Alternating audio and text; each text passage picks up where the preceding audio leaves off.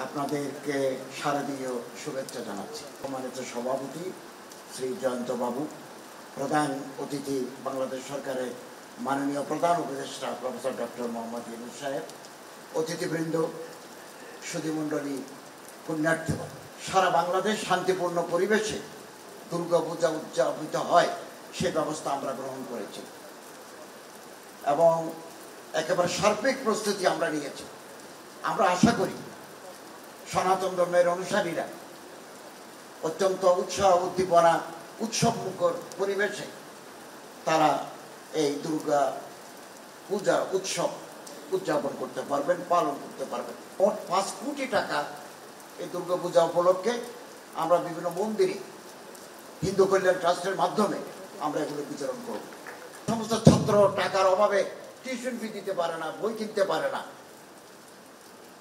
এই মানুষ কোন ধর্মে এটা আমাদের কাছে বিবেচ্য নয়, মানুষ এটাই আমাদের কাছে বড়।